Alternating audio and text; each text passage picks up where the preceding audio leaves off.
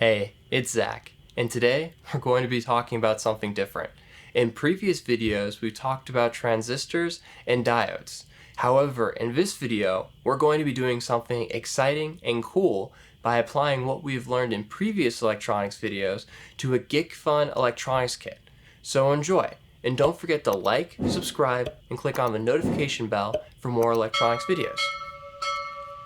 The circuit can either be powered by a battery box with three 1.5 volt AA batteries, or it can be powered by a jack that connects to a direct current or DC socket.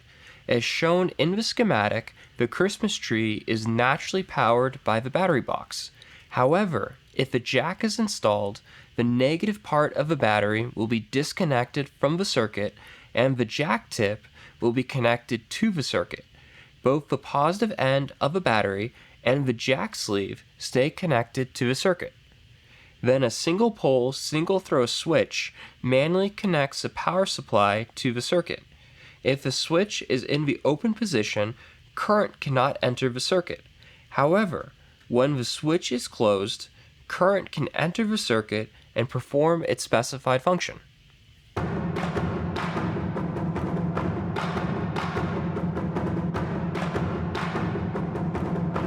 Now, how does the circuit do this? Let's start by following the positive voltage.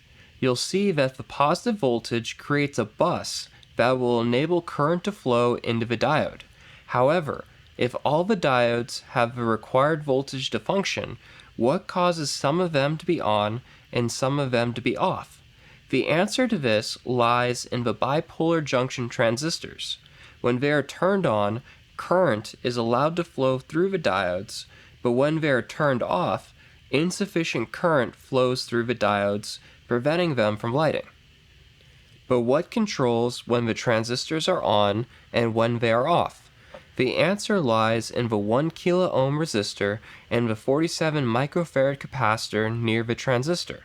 When the transistor is off, current will flow through the LEDs, but not enough to cause them to light up, and then flow through the resistor into the capacitor. The resistor and capacitor form an RC circuit, and while RC circuits are discussed in depth in my capacitor video, the important thing to understand for the circuit is that while the capacitor is charging, current is flowing from the capacitor into the base of the next transistor. This causes that transistor to turn on, enabling enough current flow to light the LEDs. While this happens, the capacitor near the transistor discharges its stored charge in the form of current into the transistor. Then once the previous capacitor is fully charged, no current can flow through it, causing the transistor to shut off. Then the cycle repeats. However, it takes time to understand how this works, so I'm going to go through the rest of the top portion of the circuit, even if it might seem repetitive. Once the transistor is shut off, current, but not enough to cause the LEDs to light, will pass through them and then through the resistor to charge the capacitor. While the capacitor is charging, current is flowing into the base of the next transistor, turning it on and enabling enough current flow to light the LEDs. While this happens, the capacitor near the transistor discharges its stored charge in the form of current into the transistor. Then once the previous capacitor is fully charged, no current can pass through it, causing the transistor to shut off, and the cycle repeats. Then once the transistor is shut off, current, but not enough to cause the LEDs to light, will pass through them and then through the resistor to charge the capacitor. While the capacitor is charging, current is flowing into the base of the next transistor, turning it on and enabling enough current flow to light the LEDs. While this happens, the capacitor near the transistor discharges its stored charge in the form of current into the transistor. Then once the previous capacitor is fully charged, no current can flow through it, causing the transistor to shut off, and the cycle repeats. The resistors and capacitors associated with all three transistors have the same values, so this leads to the question, which transistor is turned on first? The answer depends on your individual kit because while on the schematic they have the same value, In reality, they all have slightly different values because of their tolerance variations.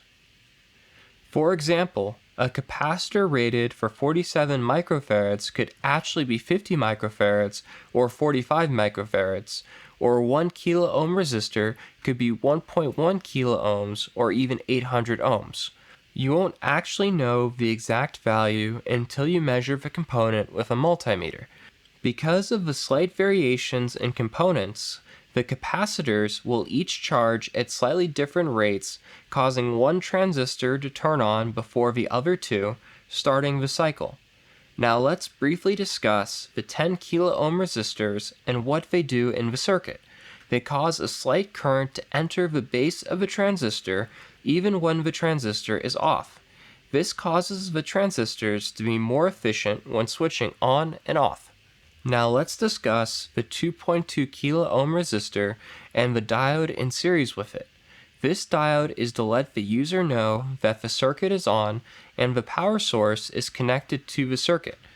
The resistor reduces the current entering the diode. If this resistor was not there, too much current will enter the LED and it will blow.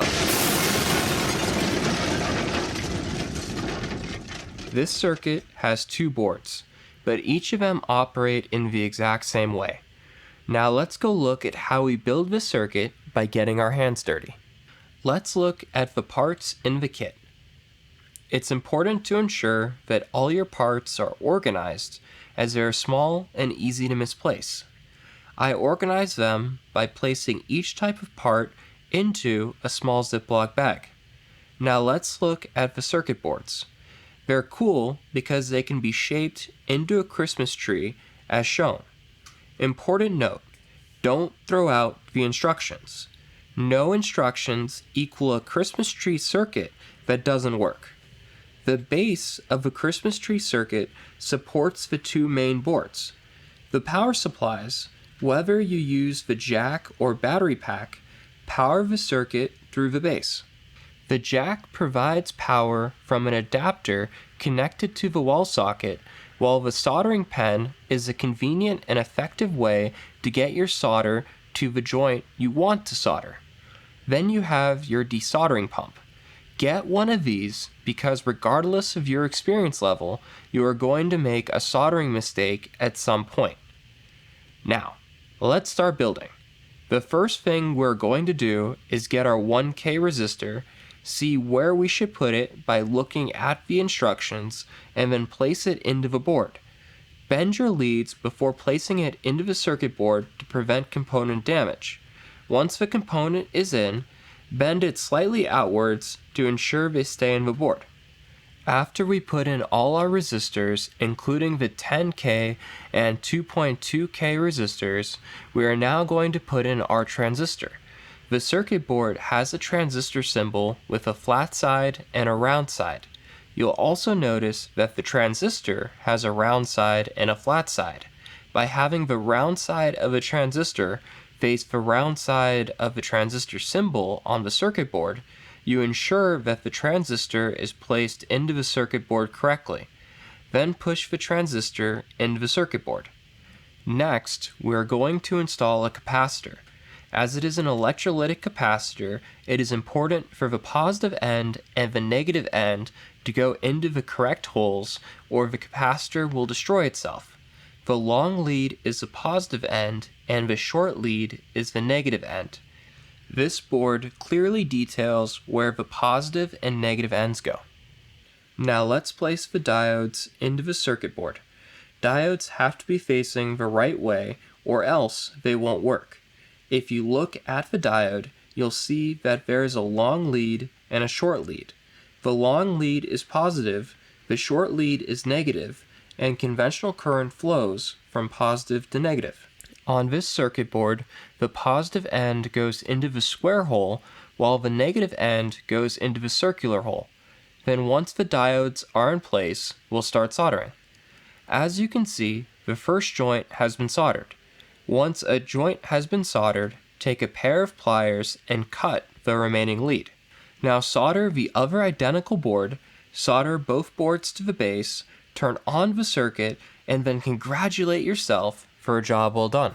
Hey everyone, I hope you enjoyed this video, and don't forget to like, subscribe, and click on the notification button for more electronics videos.